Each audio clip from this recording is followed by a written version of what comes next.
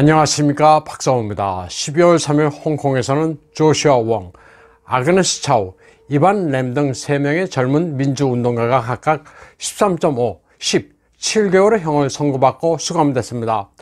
홍콩인들은 보석 처분을 받을 줄 알았는데 의외라면서 슬퍼했습니다. 동료 민주운동가들이 속속 해외로 망명하고 있는 가운데 홍콩에 남은 운동가들은 지독한 탄압을 받고 있습니다. 법정에서 징역형이 내려지자 조슈아 웡은 힘들긴 하겠지만 버티겠다고 소감을 밝혔고 24세 생일을 하루 앞둔 아그네스 차오는 초췌한 모습으로 통곡했습니다. 조슈아 웡은 독방에 수감됐습니다. 신체 검사를 하는 동안에는 뱃속에 도청 장치를 숨긴 게 아니냐면서 수세식 변기도 없는 독방에 가두고 배설물을 검사했습니다. 그리고 독방에서는 24시간 동안 등을 켜놓고 있어 마스크로 눈까지 가려야 겨우 잠을 이룰 수 있었다고 전했습니다. 홍콩 민주화의 여신이라 불리는 아그네스 차오는 생일을 앞두고 수감되기 며칠 전만 하더라도 천진난만한 표정으로 여느 젊은 여성처럼 케이크와 딤섬을 즐기며 이를 인스타그램에 올려 안타까움을 더했습니다. 홍콩에 대한 중공의 거침없는 압제는 사실 오래전부터 예측됐었습니다. 독일 나치가 보였던 행태와 유사합니다. 중국 공산당이 표면적으로 내세우는 것은 막스 레닌주의이긴 하지만 그것으로는 현재 중공의 스테이트크래프트를 설명하기가 힘듭니다. 낡은 계급혁명 이론을 현재 중공에 적용하기에는 무리가 있습니다. 물론 시진핑이 모택동 시기의 문혁 분위기로 회귀하면서 취업난에 시달리고 있는 청년층의 하방을 촉구하고 있지만 역시 시대를 근본적으로 되돌리는 것은 무리가 있습니다. 미중 무역전쟁 이후 근본적인 경제체질이 취약한 것으로 드러나고 있기는 하지만 덩샤오핑 이후 개혁 개방과 WTO 가입 등으로 경제 볼륨만큼은 커졌기 때문입니다.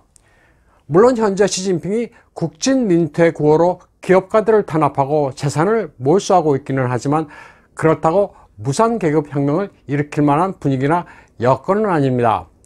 그럼에도 불구하고 시진핑은 집권 이후 대내적으로는 정적을 끊임없이 무자비하게 숙청하고 있고 대외적으로는 미중 갈등에다 서방 세계를 적으로 돌려 사정이 간단치 않습니다. 이 같은 중공의 상황에 맞춰 수입한 이데올로기가 있습니다. 바로 독일의 칼 슈미트 이론입니다. 제가 설명드리는 내용은 월간 시사 잡지 아틀랜틱의 2020년 12월 2일자에 나와 있습니다. The Nazi inspiring China's communists at the case or the legal argument used by Hitler has found support in Beijing이란 아티클입니다. 법학 전공자라면 한 번쯤 들어본 이름이 칼 슈미트입니다. 정치 철학자, 법학자인 칼 슈미트는 히틀러가 총애한 인물입니다. 1933년에 나치당에 가입해 비록 당원 활동은 3년의 짧은 기간이었습니다. 하지만 자유주의를 억누르는 그의 사상은 철권 통치와 아울러 유태인을 탄압하고 대외 침략에 나선 히틀러에게 이론적 기반을 제공했습니다. 자유주의 법학자들이 이해가 상충될 때 법치를 강조하는 데 반해 칼 슈미트는 권력이 최종 결정권을 가진다고 주장했습니다. 권력이 법을 장악하지 못하면 국민을 외부의 위협으로부터 보호하지 못한다는 게 그의 사상입니다. 법치에 너무 얽매이면 공동체의 의사결정에 장애가 될 뿐이라는 겁니다.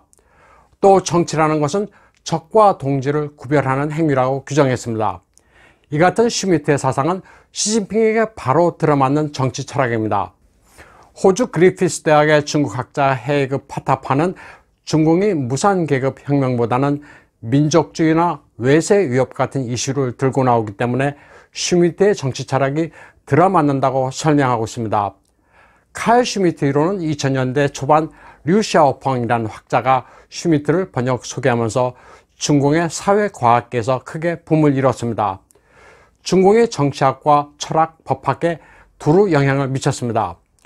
베이징 대학의 천도안홍 교수는 슈미트야말로 정치 사상을 실제에 가장 잘 적용시킨 성공적인 이론가라면서 그의 헌법 독트린을 중공도 중시해야 한다고 말했습니다. 중공은 칼 슈미트의 이론을 홍콩 문제에 적용했습니다.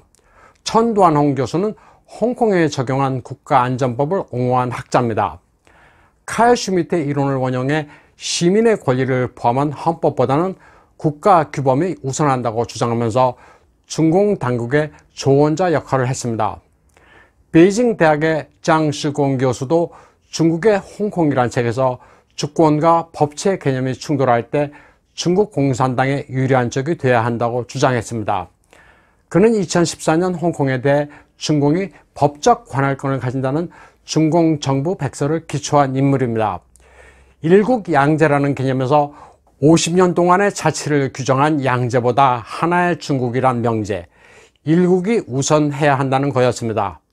홍콩 중문대 라이언 미첼 교수는 천đoàn 홍과 장시공이 1990년대 이후 칼 슈미트를 중공 정치에 가장 잘 이식했다고 평가했습니다. 홍콩에서 국가안전법에 항의하는 대규모 시위가 발생했을 때 중공의 다른 관변 학자들도 일제히 중공 당국의 강경 진압을 옹호했습니다.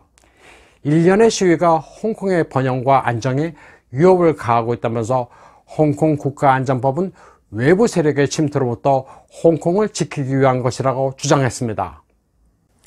바로 칼 슈미트의 이론 그대로입니다. 홍콩뿐 아니라 신장 위구르, 내몽고, 티벳 같은 자치구에 대해서도 지금 중공은 소수민족 아이덴티티를 말살하고 철권 통치로 일관하고 있습니다. 요즘 시진핑을 히틀러에 빗대 시틀러라고 부르고 있는데 바로 유태인 멸절 정책과 함께 대외 침략을 감행한 히틀러와 닮았기 때문입니다. 위대한 중화민족의 부흥, 중국몽을 부르짖는 시진핑의 모습은 아리안족의 영광과 레벤스라움, 독일 민족의 생존 영역을 외쳤던 히틀러와 크게 다르지 않습니다. 그리고 공교롭게도 시진핑은 히틀러의 이론적 책사였던 칼 슈미트의 이론을 답습하고 있습니다. 오늘 방송은 여기까지 하겠습니다.